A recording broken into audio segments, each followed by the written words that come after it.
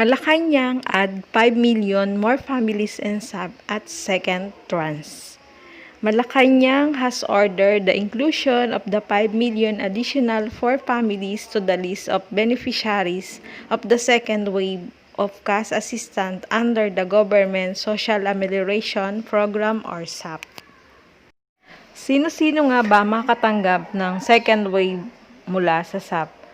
In-announce ni Secretary Harry Roque na lahat ng nasa GCQ, ECQ, MCQ ay makakatanggap ng second wave tranche.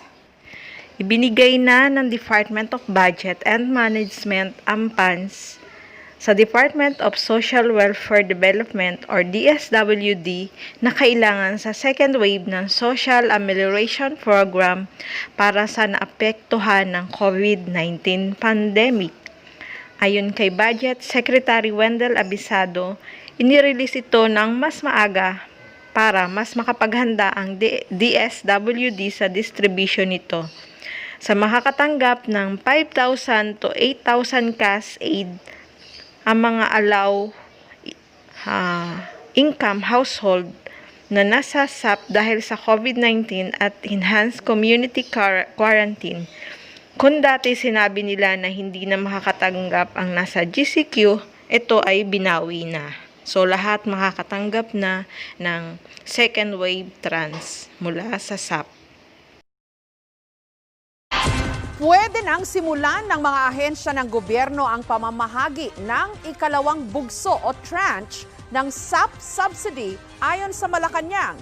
Ayon kay Presidential Spokesperson Harry Roque, naglabas na ang Malacanang ng memorandum para maisaayos ang budget para rito. At ang DSWD ay naglabas din ng reliefagad.ph application para sa second wave tranche. So kinakailangan sign up po tayo doon.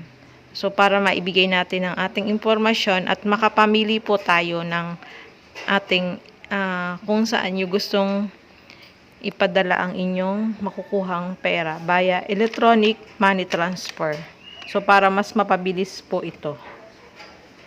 At ang mga impormasyon na ibinahagi ko po dito sa video na ito is base sa aking pagre-research. So maraming salamat po sa panonood at sana ay nakatulong ang video na ito.